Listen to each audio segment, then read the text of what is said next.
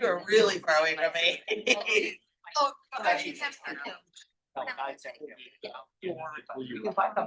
Right. Yeah.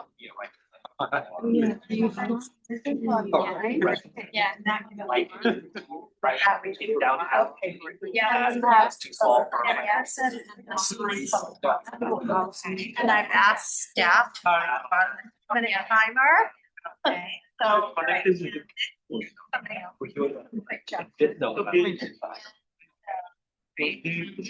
Planning commission. Yeah, we're probably listening to part of the. I'll make it fun right now. At the bottom.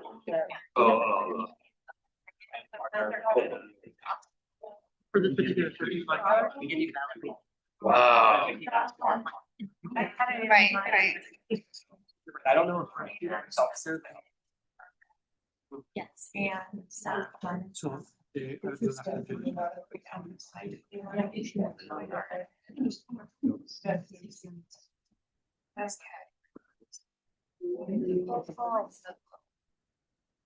All right. Welcome everyone to the Wednesday, July 29th public hearing for the AHF 14 NOFA with the Housing and Community Development Committee. I want to thank everyone for coming today. We have one more participant online that creates a quorum for us, in case anybody's wondering. I believe George is online, right?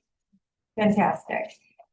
I'm going to go ahead and quickly go through a roll call, and we're going to go ahead and do staff and HCDC introductions quickly for the benefit of the audience sitting behind us. The roll call, Chair Coulson, I am here. Laura Escobar. Okay. Rich Hedges. Here. Great. Rachel Horst here. Okay. Monica Lee here. She's on her way. Elizabeth Moreno here. Nicole Matu here. George is online, correct? Yep. George? I'm here. Great. Nell Sellender is excused. Jenny Scoville is here. Here. Annie, see? Is she here? I didn't see her. And Alan Lancaster. Okay. So and we'll wait. Okay, with that, we do have a quorum. All right, I'm going to go ahead and start over here with Karen, and we'll just do quick staff introductions. Thanks, Karen Kopic. I'm a supervisor here at HCD. I oversee federal and some of our state funds. I'm Rose Cade. I'm the Chief Deputy Director for the Department of Housing. I oversee stuff. I'm Manasa Hegde, HCD specialist with the lending team. Rosiananda, HCD specialist with the lending. Jan Stokely, HCD specialist with the lending team. Anyone else? Not everyone. Do we have anyone in the back that we need to introduce? Yeah. We do have some staff in the back. Yeah, why don't we have the NFLB front here? Our operations and technical control. Very good. We'll go to the back. My name is Derek. I'm an HCD specialist with the lending team. Stephen Biza, HD specialist with the funding team. Vidisha, office specialist. Jorge Quesada, HCD specialist with the special projects team. Carlos Armolbonin, HCD specialist funding team. Alejandro Segura, Housing Community Development Specialist under the funding team with Karen. Yesenia Jimenez, HCD specialist. Helen Tagishikawa, senior policy analyst. That makes me so happy that not all of you want to talk for public comment. I appreciate that. All right, we are going to get our TA for Zoom. Do we have a little thing we need to read here about participation? Joining by web browser to listen speak. I'll just go through this quickly. I believe if you want to make a public comment or you want to speak, you can raise your hand in the Zoom chat. And our team of technical specialists will let me know that we have someone who would like to speak. The open webinar chat allows you to send messages, raise your hand, open the question and answer window to type in questions to host and panelists. Generally, what I would say is the more you can speak into the system and less that you can do writing notes is better for all of us who are trying to receive public comment at the moment. Generally, if you're participating via Zoom, if you can keep yourself on mute until you're asked to speak and you're unmuted, that would be very helpful. So with that, we're going to go ahead and move to public comment. Are there any public comments for items not on the agenda today? Yes, you have one. Yes, we have one from April Mo, We Midpen. please, we'll unmute you and you can go ahead and provide your public comment. We're going to leave, today we're going to have public comments, I believe limited to like 2 minutes. I think that will work to get through everyone. Good afternoon. I thought I was going to be called up for topic 5, but I can go now if you all would like. We can't, I don't think we can hear. What is it? I think she wants topic 5. Oh, you're on topic 5? No, you'll have to hold on till we get to that. This is for something not on the agenda, April. I'm sorry about that. Right. Okay. No problem. Thank you for waiting. If there are no items from members of the public not on the agenda, we'll go ahead and close public comments. And then we will begin our presentation of staff funding recommendations. This item I'm hoping will go until take about 5 minutes. Then we're going to open our public hearing, and that should go till around 2:30, and that will give us 30 minutes at the end of the meeting to wrap up. So with that, I'll open our public hearing, and I'm going to turn it over to our staff for funding recommendation. So you have before you the funding recommendations that were discussed at the study session. And today's agenda provides for brief presentations on each of the recommended projects by the applicant. They have 2 minutes to speak, followed by questions from HCDC. And where are we going to ask our applicants to come up here? Okay, and speak at the table. That's perfect. And they're listed in order of the slides, I think. So no, they're not listed. Well, I'll just go by what's on the agenda. Yeah. We sit down. Okay. Because the first one would be habitat. Okay. Before I open the public hearing, are there any members of the public who want to comment on item number 4, which is the presentation of the staff funding recommendations? Personally, I would suggest that we hear all the commentary from the developers, and I would oblige to, hear any other public comments on the whole recommendation at the time that we consider that one. So we'll go ahead and open our public hearing, which is, we will start off with Habitat for Humanity, GSF, Habitat Madeira, FTHO, and Portola Valley.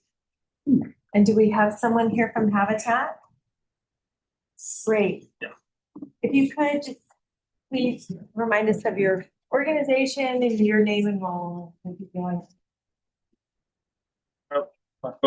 afternoon, Chair. Good afternoon, committee. I'm Robert Smith, Project Manager for Habitat for Humanity Greater San Francisco, and we're pleased to introduce the Ladera project. It's a 2-unit project in the town of Portola Valley.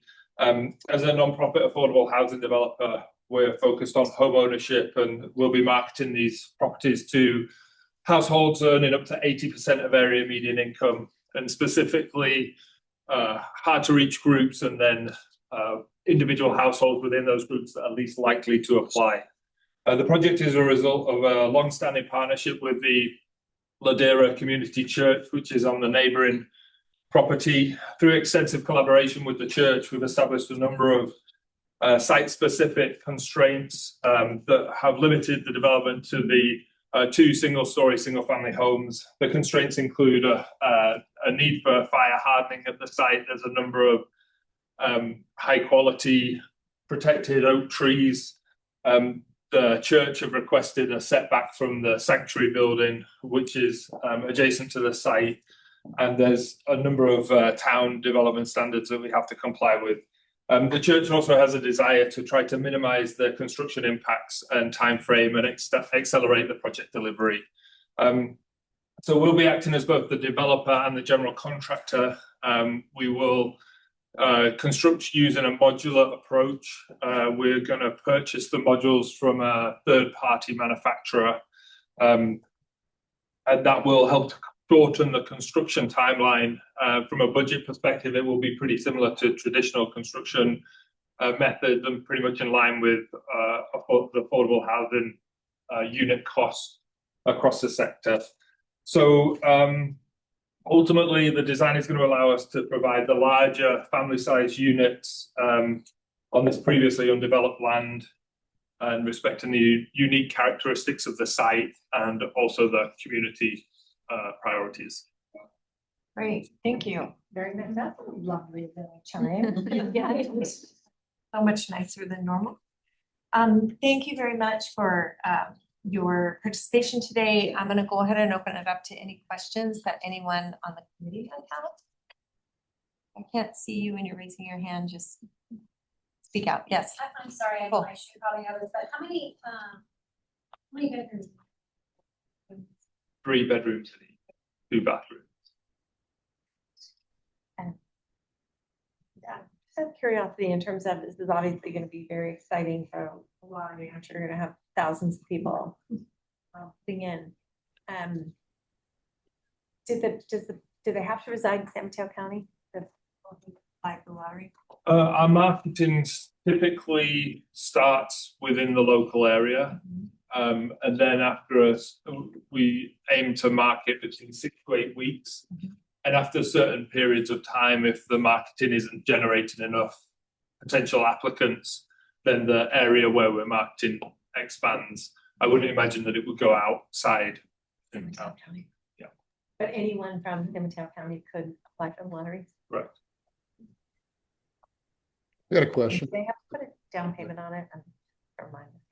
No, it's 0% down and More of this, please. Great. Yes, please. You weren't able to get a better, shall we say, price for the fees from Portola Valley? Your permitting and planning fees are pretty dried off. Even Yeah. with the discount. yeah, we're still in conversations with the town. We're trying to establish whether we're going to be able to incorporate state law for some form of fee waiver. At the moment, that's not fully established. It's dependent on the town's understanding of that, the ability to do that. But we are hoping we do typically receive fee waivers from local jurisdictions. Is this filming like one? So the structure of the project will be a ground lease, so the church will retain ownership of the land, and then we will manage the homes on top of the land. Why do such a small? Yeah, that's a really great question. It goes back to the presentation. There's a number of site constraints. The church have requested, you can't see it in the picture, but there's a daycare on the left-hand side. So the church have requested to retain some of the land adjacent to the daycare and their sanctuary as a reservation area that they can continue to use as open space, because this was formerly their main area for open space. So that's constraining the site. And then the trees, the impact on the trees, there's a high priority, I'd say, for the community, really wanted to retain these very old, very good quality oak trees. And we established that through an arboricultural assessment. So that's really limiting the number of units that we can have on the site. So why do it there then, if it's not a very good site? Well, the opportunity. Yeah, we've been working with the church for a number of years, and we have explored a larger, higher density on the site. But this is a way to get 2 units quickly in an area where there aren't many affordable units. Please, Risha. Can you talk a little bit about long-term? I can't imagine there would be that much turnover. This is a very nice location, but how you manage turnover? Yeah, so if homeowners wish to sell the properties, we typically get the first right of refusal to buy them back, and then any equity that has been put into the property that goes back to the homeowners. We will go through the same marketing process to try to generate another group of applicants in the same AMI range, and then we'll go through our lottery process for a selection of a household after that. And the restriction is for what number of years? Typically it's well, it depends on the jurisdiction, but we do 55 or 99 and typically 99. And a question? George has a question on Zoom. I do. How many square feet is this property, is this house? So each unit Can is, you repeat the question? oh yes, sorry. The question was how many square feet are the individual homes, and they're both 1,200 each. 1,200 each, okay. So that puts us at 2,400 square feet total. Construction cost is looking at, you're asking for 2.176. That puts you at $906 roughly per square foot for construction. That is extreme, in my view, significantly higher than what the market rate has been. What's the reason for the inflated cost? Where's the funding going for that? I mean, Because we're closer, like market rate is closer to around $500 a square foot in that range. That's my understanding. If I'm wrong, please correct me. We've done a number of pricing exercises for these units, as we typically do with all of our projects. So we will use pricing from projects that we previously developed. We will go out to contractors, general contractors that we've used before and that we plan on using for either this project or other projects. So we will try and get a range of prices to establish what the expected construction cost on this site would be. And I would argue that this is probably pretty, for individual unit cost, this is probably a pretty typical cost per unit. There are some specific site circumstances that are increasing the cost for this project, specifically bringing the utilities to the site.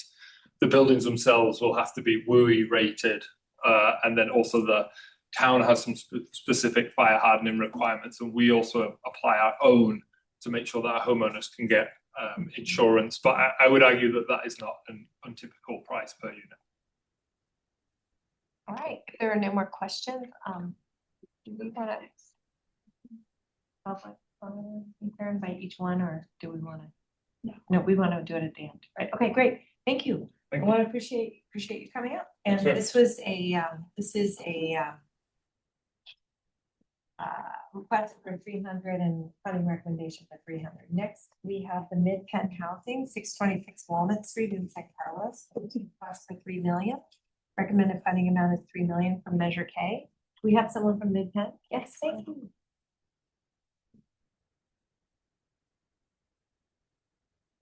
Hi, good afternoon. Thank you for having the Mid-Penn team. My name is Rebecca Sorelli. I'm Senior Project Manager with Mid-Penn, the developer for this site. 626 Walnut Street is an approximately 0.6 acre site located directly adjacent to downtown San Carlos in a highest resource designated area. The County of San Mateo is the landowner and selected Mid-Penn as the developer through competitive RFP process in November of 2025. Mid-Penn and the county entered into an exclusive negotiating agreement in December of 2025 and are progressing towards a disposition and development agreement for execution in September of 2026. The project has complied with the Surplus Land Act, and the county has led on that process with the state. The project includes 95 units, including one manager's unit, and will meet the large family designation of 25% 2 bedrooms and 25% 3 bedrooms. The new homes will serve individuals and families earning 30% to 60% of area median income.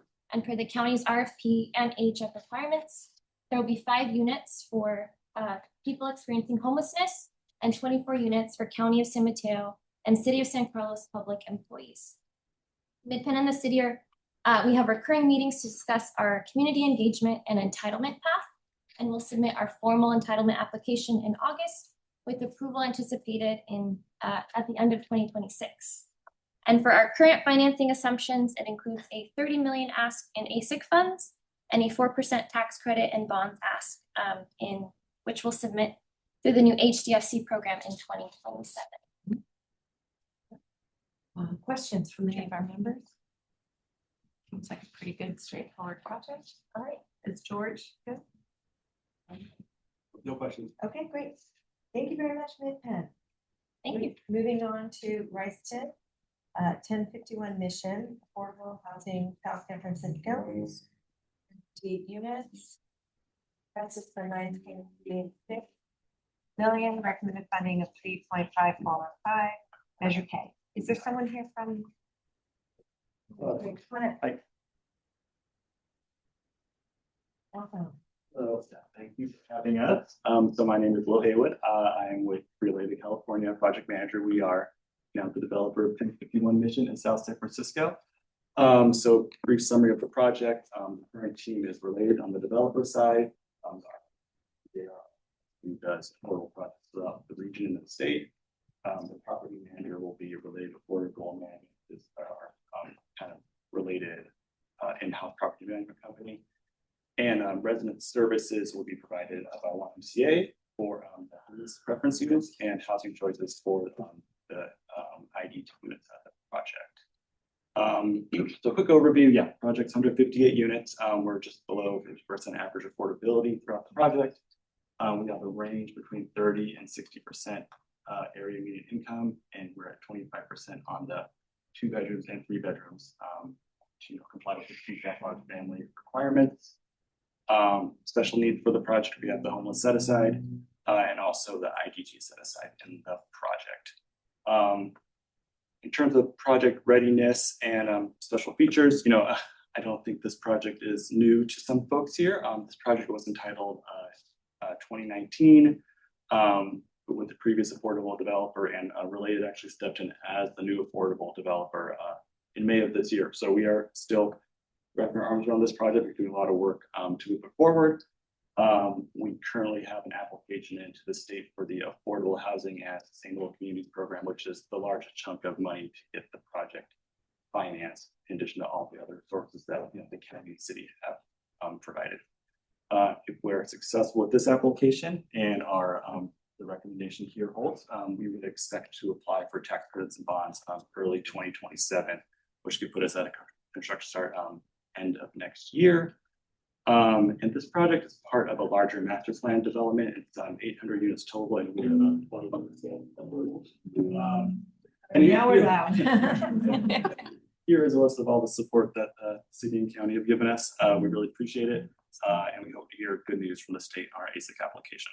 Right. Questions? Yes. Can you talk a little bit more about your that ASIC grant loan? I know it says that the threshold, the project has passed threshold competitive score, but when are the results going to come out? How competitive? So we expect the scoring letters to be sent out in about a month. And if those align with what we expect the score to be, we'll say, great, thank you for agreeing with us. Or if they don't, we will review and file an appeal and see if we can get some more retained.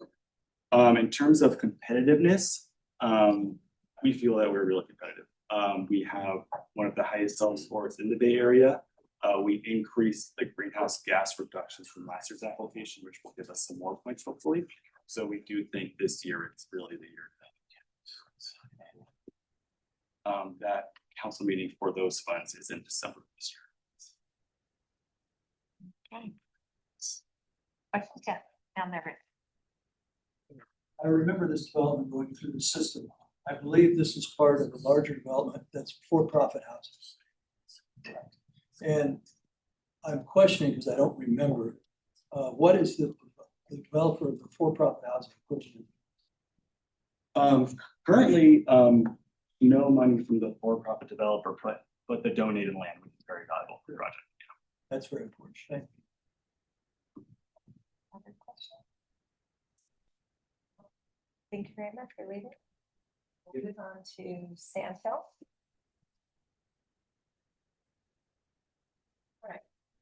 We have Sandhill Rise City Apartment in Redwood City. If you don't mind walking. And.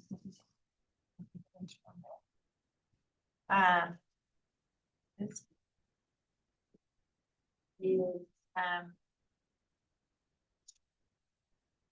okay, this project is 94 units. There was a request of 9.389.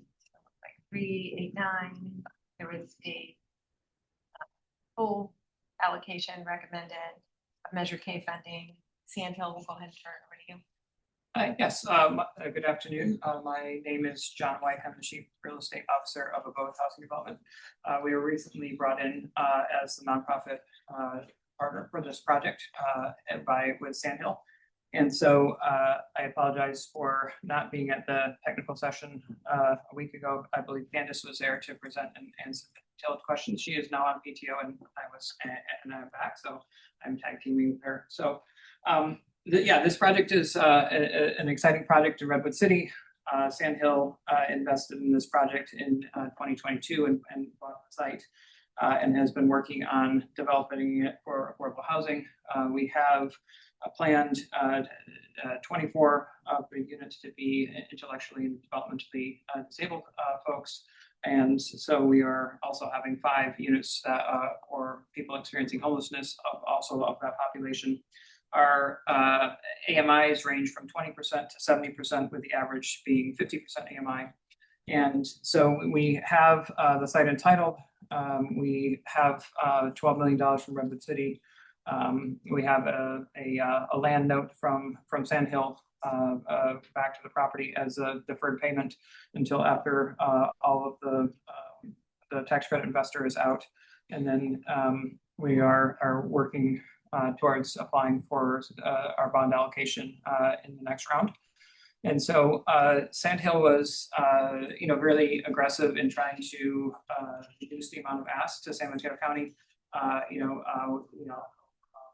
We're trying to maximize the permanent loan as much as we could. So we were also aggressive on the operating expenses as we're moving towards applying for SIDLAC and moving this forward. This isn't a low resource area. We really don't have the opportunity to ask for state credits. Most of the state credits go towards projects in higher resource areas. So this will, without asking for state credits, we think that there'll be enough bond allocation available in the next round to allow the project to go before the housing bond that everybody's going to all vote for in November kicks in and provides additional funding. Great, thank you very much, John. Are there questions on this project? All right, John, thank you very much for joining us. All right, our next project is NOFA Development, 3051 Edison Way, North Carolina.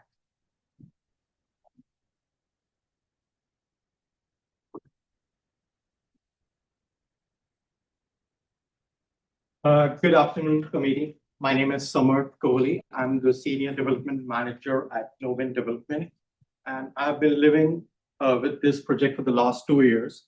Edison Way is a 70-unit permanent affordable housing project in unincorporated San Mateo County, which serves AMI from 20% to 70%. 20% of the units are set aside for IDD, which would be served by Housing Choices, who have made a commitment of $1.2 million in services, in-kind services.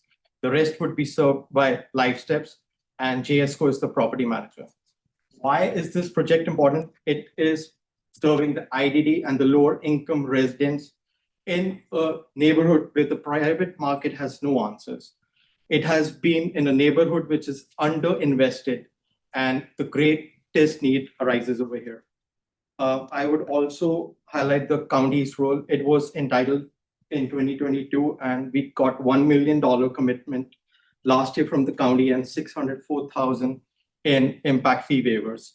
And today's ask of $8 million is a local key funding that would unlock the state MHP and the tax credit. Without it, the outside money doesn't flow. So I would really thank the county for their support with the funding. And I would like to end, our principal, Iman Novin, has championed Edison Way since 2022, refining and strengthening it year after year. I joined last year and helped carry it to the finish line and I'm thankful for all the support from the county. So I'm here respectfully asking you for funding under AHF 14 to keep 70 homes, including 20 for IDD, moving forward towards groundbreaking. And thank you all. Thank you, perfect. All right, questions on this project, moving development? All right, thank you very much. Thank you so much. Really appreciate it. All right, our last project, Mercy Housing, 555 Kelly, Halton Bay. Do we have someone here? And just as a reminder. This project is 40 units. The request is 7.37 million. The grant is 6.575 measure K funds. And we'll be learning about this project. Thank you. Hi, I'm Elaine Palacios, Project Manager. This is Kelly Hollywood, Associate Director at Mercy Housing, for her presenting 55 Kelly, which is a 40-unit senior farm worker housing in downtown Half Moon Bay. Of those 40 units, 3 are studios, 34 are 1 bedrooms, and 3 are 2 bedrooms. As mentioned, this is for senior farm workers, which is 55 years of age and older, with incomes from 30 to 50%, who live and work in San Mateo County. We currently have about $21.6 million of secured sources. And right now pending, we intend to apply in January for tax credits, and currently working with the county on an operating subsidy. So today we requested, as mentioned, $7.35 million, but are recommended for $6.5 million. And zooming out a little bit more about the programming of the building. So this is a 5-story building in downtown Half Moon Bay. At the ground level, we have 14 parking stalls that are exclusive to the building. We will have property management offices on site as well as services. We will also have a landscape outdoor space on the 2nd level that you can see. And below that, we have a community resource center at the ground level that will be operated with our community partner ALAS, which is Ayudando Latinos a Soñar. Yes, thank you. Other questions? Yes, please. Okay, we'll start with Monica. What happens if the voters reject this project? Great question. We knew it was coming. So just to give a little background, so the city council voted this past month to put this item on the ballot. And the referendum will go before the voters in November, as opposed to reopening previous project approvals. But we as a developer are moving forward, and our approvals remain in place while that referendum is still in process. We still have a development agreement and an ENA that remains into effect until the end of the year. And our focus is really on maintaining the competitiveness for a tax credit application, which we're planning to apply for in early 2027. The timeline that we did submit with this project remains as our focus to move forward, and that's what we're sticking to until any future decisions are made. At the time a vote happens, we will work with our city and county partners to coordinate a response and really decide what to do at that point once the voters have decided. Yeah. And I think that the referendum, the city didn't really have much of a choice. On the other hand, if the referendum passes, they will be sued, and I don't know how much of an appetite the city really has for fighting this, because they're on the wrong side of state law. Mm-hmm. Yeah, that's right. Yes, Rich.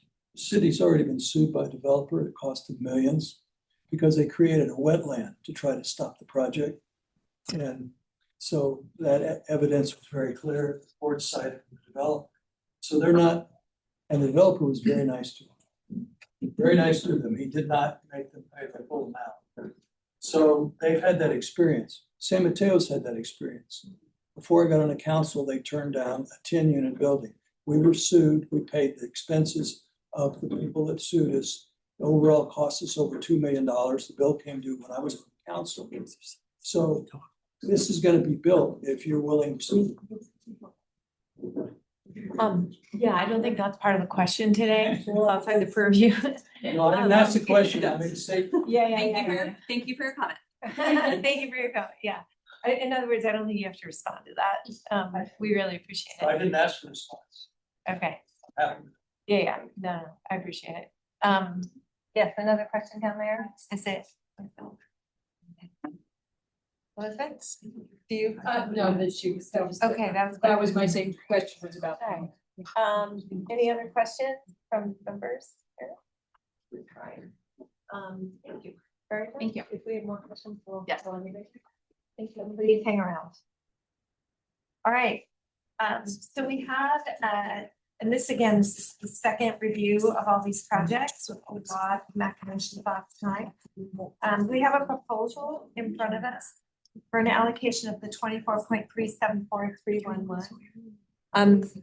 I'm going to go ahead and open up the conversation to members of the public before we have the final discussion to see if anyone has anything. And I will note in everyone's packet and at your desk, we had additional public comment that was sent to us on projects that has been, the staff has done gallant work in making sure that these all flow through to the committee as they come in. And we also have copy here. There's copies, I believe, up front if anybody else has questions. So we have received quite a bit of public comment. Any other questions, or does anyone want to make a motion on this proposal or commentary? Yes, Rich. So I like all of these. I know the one that some people had some question about was habitat and the small number of units. In discussing that, I would say that land is very valuable. It's hard to come by to build great housing. We should take it when it's available. So I'm going to support all of this. Seconded. All right, so we have a motion by Hedges and a second by, okay, we have a second down at the end by Elizabeth. Yes, we have. Yes, please. So, because if we do this, we're closing it out. Yep. Can I ask a question? Yes. Of staff? Yes, please. I'm new to this committee and, for my possibly other benefit, there are projects like, most obvious one being this difficulty with referendum, but other projects that are relying on funding, which has not quite come through. One project that was going to hopefully receive ASIC funding. I know that the AHF has a limit on the number of years that these money can be locked up for. Is that correct? Can we talk about just contingencies that we may need to place on projects? Because otherwise this funding is going to be earmarked for these specific projects. Even if they're going to. Jan. Yeah, great question. So we did want to include discussion of staff's recommended conditions, and the conditions typically involve the project moving forward in securing the funding that was represented to be secured in the application. And so when those conditions aren't met, then we revisit the project. We're a facilitative lender. So when the condition's not met, we open up discussion. We don't automatically pull the commitment, but the commitment is, very significant to us because we know that we're tying up funds when other projects were also applying and did not get an award. So yes, we do have conditions recommended for each of the projects. And they do focus on exactly the issue that you've highlighted, which is to hold the applicants accountable for meeting the timeline and securing the funding commitments that were represented in the application and that were the basis for their project getting an award versus another project not getting an award. Yes, and George, have a question? No, we have a specific speaker who wishes to speak on 555 Kelly, April Vargas. Okay. April Vargas, you can go ahead and unmute. Yes, I'm here. Hi, my name is April Vargas. I live on the coast, and I'm here to speak in favor of the 6.57 million AHF 14 funding for the 555 Kelly Housing Project. This project has been approved by the Planning Commission and the City Council. There's a great need for the project, and there's a lot of great support for it among city residents. So I urge you to approve that funding today, and thank you. Thank you very much, Ms. Vargas. Yes, we have a second. And I think there might be some commentary. Is there anyone in the room who wants to make a comment on this? Yes. Okay. So yeah, sorry, I didn't see your hands. So we have a motion, we can take comments before we vote. So I'll go ahead and take the speakers online first, and then I'll go back to the room. Is that all right? Sign up sheet. Yeah, there's a sign up sheet up there, and what would help me is if people maybe just want to get up and sort of line up here so they can come up. Well, I think they should make their public comment from here. Is that all right? Just so I have a sense of how many and who and all that. It just meander on up and get in line, and we'll take you one at a time. Yes, comment to the speaker. Our next speaker is Reese Alvarez on 555 Kelly. Yeah, and I do want to make sure that the speakers understand and the commenters understand that there is a motion and I believe a second on the floor to approve all this funding. So you may not want to open up. Gotta be careful. Anyway, okay, just make sure everybody knows that we're on motion to approve. Yes, please. Yeah, and Rose. Can I just ask a technical question? Jan, do we have a limit on how long public comment? 2 minutes. 2 minutes. Okay. Public comment. Yeah, so speaker online. And if somebody has said something, maybe you can abbreviate your comments and simply say, I'm agreeing with all the other speakers. I support project or don't support project. Please. Yeah, so Reese, go ahead and unmute and then make your statement. Hi, my name is Reese Alvarez, and I'm an undergraduate student at Santa Clara University and serving as an intern this summer with Ayudando Latinos a Soñar. And I've been volunteering with them for about the past year and a half, also advocating for 555 Kelly through tabling and educational presentations, as the project would serve as affordable senior farm worker housing while also providing services and on-site resource center supporting the farm worker community. And these farm workers who have spent their life harvesting and sustaining the nation's food supply remain largely absent from everyday public representation, yet their labor appears in supermarkets as strawberries, lettuce, blueberries, of the many things, but their bodies, health risks, and structural vulnerability remain obscured. And I have seen firsthand through immersion, research, and community engagement the conditions that employers provide to farm worker families. And I can only describe it as deplorable and shameful by putting these hardworking families in deteriorating, what I would call deteriorating shacks. And the least we can do as a community is to provide senior farm workers with housing that allows them to settle down after their years of hard work and important contributions, allowing them to retire and enjoy the rest of their lives, especially since these farm workers have already endured so many years of pain, suffering, and injustice, in which 555 Kelly would serve as one of hopefully many foundations to come in improving the rights and lives of the farm worker community. And importantly, California Governor Gavin Newsom has even called upon Half Moon Bay to implement more affordable housing. And so I urge you all at the HCDC to approve the recommended AHF 14 award for 555 Kelly, as it's a step in moving not just the community forward, but also by providing proper, sustainable, dignified housing to these farmers that we can all grow as a community and provide a basic right to those whose hard work is foundational to not only our agricultural economy, but the reason for the food on our tables. Thank you. Thank you. Thank you very much, Reese. All right, next speaker online. Yeah, we have Rocio How many Avila. do we have online? We have 2 more. Okay, I'm gonna take those 2 more. Yes, Rocio? You may begin.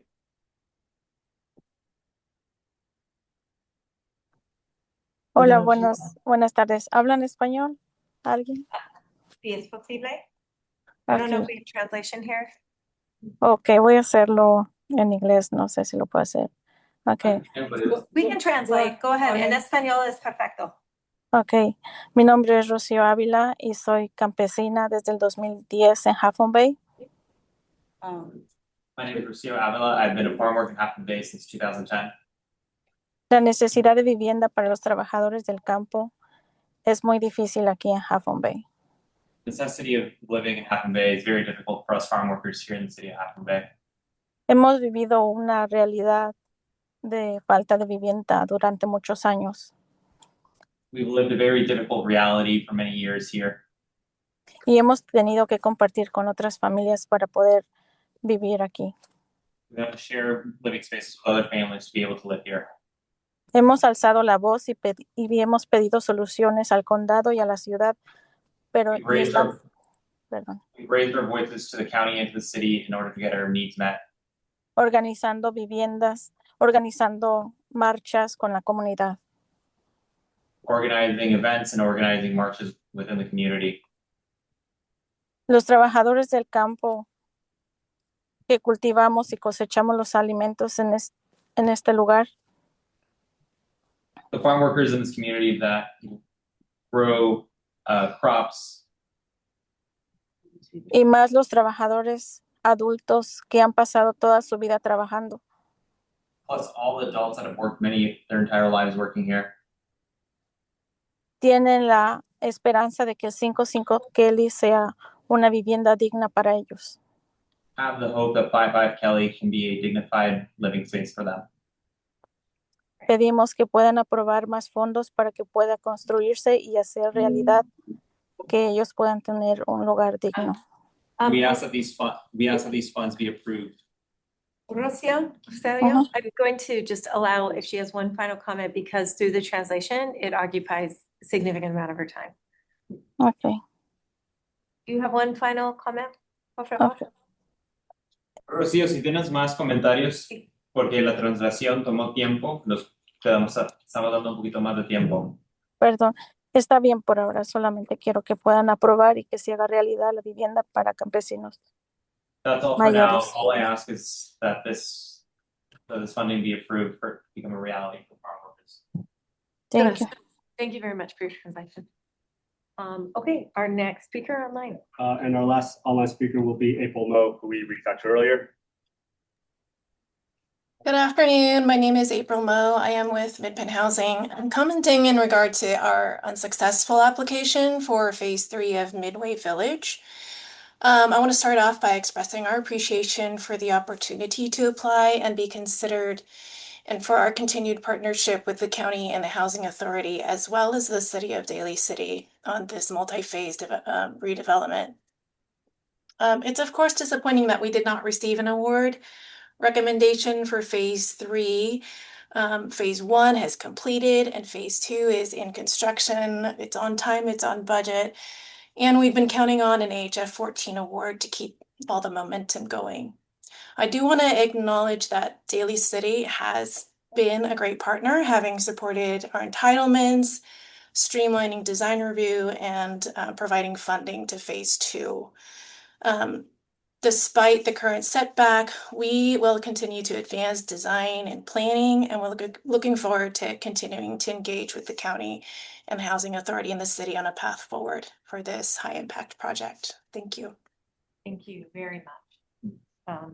And that's it for online. Okay, we're gonna close online comment. I have my our colleague, Westside Energy, Harvey Warbeck. Would you want to come on up, please? Thank you, Donna. Of course. My name is Harvey Warbeck. I'm the former mayor of Half Moon Bay. As far as I know, this is the only project in the nation, let alone the county, that is devoted for affordable housing for senior farm workers. So I think this would be an amazing opportunity for the county to say that they had this project that was devoted exclusively to affordable housing for senior farm workers. That's a big deal in my opinion. I am the head of a committee that is going to work day and night to make sure that the referendum against the project gets defeated. And from my contacts with the people in the city, I am sure that we will win, but it's going to be an uphill slog. And we don't want that to interfere with the funding for this project, which is absolutely righteous and really should go forward. Thank you. Thank you very much, Mayor. We really appreciate you coming today. Do I have any other speakers? Would Felix like to speak? Would No. Habitat GSF? Are you okay? You're done? Okay, Pat. And Will, we've gotten Will in. Robert Smith, you're in as well, and John White is in. Do we have Luis and Enrique Bazan? Not anymore, thank you. No more. Muchas gracias. Thank you for attending. Mr. and Ms. Pham? Yes. Yes. Hello. Yes. Hello, Ms. Pham. Would you like to speak? Yes, please. Okay, would you like to speak from your desk or would you like to speak up at the front? I can speak from my desk. Okay, thank you. Good afternoon, everyone. My name is Gia. I'm the Communications Coordinator at Housing Choices, a nonprofit that helps people with developmental intellectual disabilities, or IDD, for nearly 30 years through housing and resident coordination. There are a few projects here in which Housing Choices will be the support service provider, including 3051 Edison Way, Novin, and then the South San Francisco project was related. And just to provide context, folks with IDD are living with lifelong conditions such as autism, cerebral palsy, that begin at childhood and affect how they learn and navigate their daily life. Their housing needs are distinct and often require long-term support services that promote independence, not treatment, not recovery, but independence, so self-sufficiency and social engagement skills. We strongly support the motion to approve the funding, especially for Novin's application for Edison Way. The $8 million will be critical for this project. Novin has worked closely with the Golden Gate Regional Center and DDS for over 4 years to intentionally design housing that meets the unique needs of our population. Just actually 2 minutes drive from here around the corner is Firehouse Square, which is an affordable housing project where Housing Choices currently provides on-site support services. And one of our residents, his name is Ishmael, was previously living in motels and on buses, but now living independently at Firehouse Square, he has his own apartment. He says it has allowed him to spread his wings, to invite family over for dinner, make his own decisions, work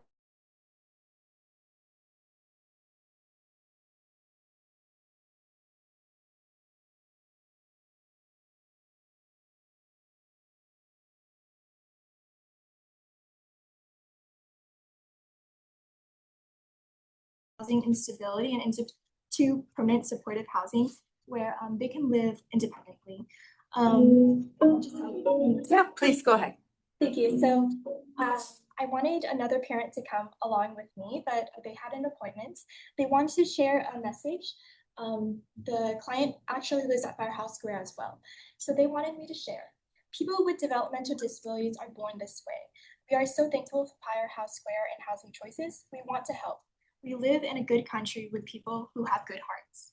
And I know that there are many good hearts in this room today. Thank you, Ms. Pham. We are very grateful for the work you do. I have Roberta Gelt, you with the F-155 Kelly, would like to speak, or? I was going to speak, but You asked got, it feels like everybody's good, right? I am. Thank you, Ms. Gelt. We're really Thank grateful. Thank you for coming all the way to our meetings too. Thank you so much. And RJ Jennings also. Ditto. You are here too. I really do want to acknowledge and thank you for coming and acknowledge that you are both speaking on behalf of an allocation for 555 Kelly and to support the project. Thank you very much, Mr. Jennings and Ms. Gelt, for making the trip from Half Moon Bay. Thank you. We're delighted to have you. Okay, I don't believe there are any other speakers today. With that, we have a motion on the floor and a second. Is there any additional discussion, hearing public comment today that the members of the committee would like to consider or discuss? Okay, yes, please. Thank you. I want to acknowledge that Councilmember Jocelyn Manalo has joined us. She was coming from another very important event. So thank you for getting here. I appreciate it. Thank you so much, Chair. I just wanted to bring forth, I know we had already gone over some of the items. I was here at our study session last week, and you know, I think I hear very clearly around the issue and need around farmers. I think it was brought up at the last meeting and here today, that the importance of it, especially with really have food on our tables. I am in full support of that. I just wanted to state that clearly. And then the other question I think was brought up about Midway Village Phase 3. I think I just want to understand if that project in Phase 3 for Midway did not receive funding at this point. Are there further opportunities? Because I know they were recommended, but there was no allocation. Or they requested, but no allocation of funding yet. Yeah, and I want to understand. I'm gonna go ahead and turn it back over to staff, Jan. Do you want to address that? So yeah, we will definitely be working with Mid-Penn Housing to look for other funding opportunities. This NOFA, the AHF NOFA, is typically on an annual cycle. We have a winter NOFA for federal and certain other funds. And we have on occasion had over-the-counter or, exceptional solicitations.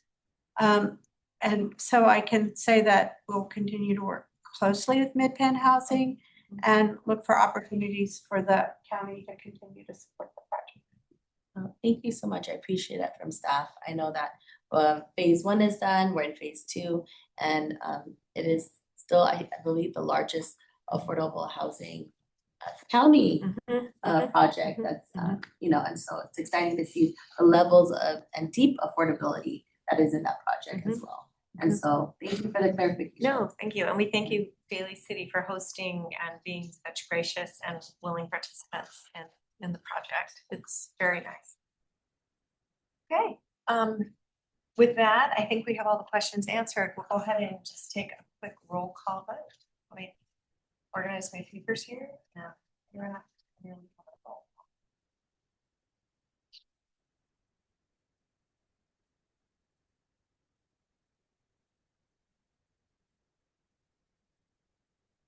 So we're gonna hopefully get this secured in one vote.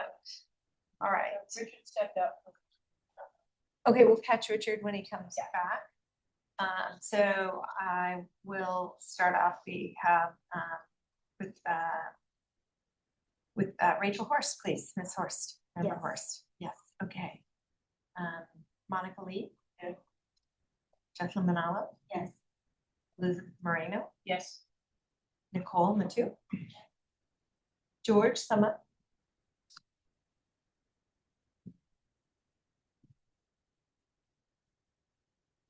George George is all online.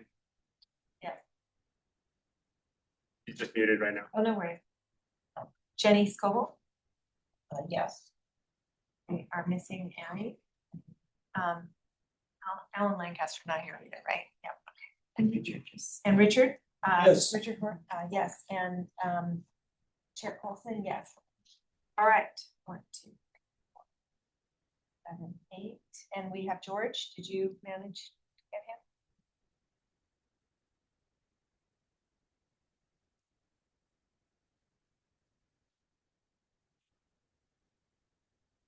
Maybe you can type it in the chat too. Yeah.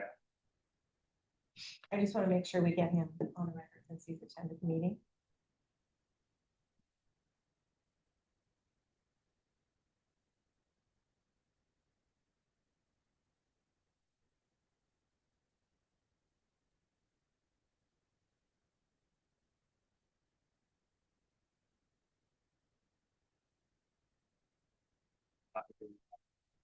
All right. Okay, so we're just going to, we are having technical difficulties. Do we need him for a forum? I don't think so. So right now we have 8 yes. And which is in the entirety of all of those of us who are here, so the motion carries. Thank you very much, everyone, today for participating. And I would invite our guests to please stay and join us for the next 30-40 minutes of discussion, where you can also provide additional commentary and input. You do not have to leave. All right, the next item on our agenda, and we are a little ahead of time here, which is great, is an HCDC discussion, deliberation, and formulation of funding. Oh, we've done that. That's much. Announcement of HCDC recommendations, and that's it. Are we done? So we're done. Okay, well, there is no more fun stuff to do. And thankfully, we're getting you all out 50 minutes early. Welcome back to the time of your day. Thank you. Oh, one last thing. The next HCD meeting we're planning for October 7th. That would be to set the priorities for winter NOFA. So that's tentative now. We still have, we'll reach out to you, but we just want to let you know that's the tentative date, and we'll gotta make sure that works for everybody. Yes. It's getting close to retirement age.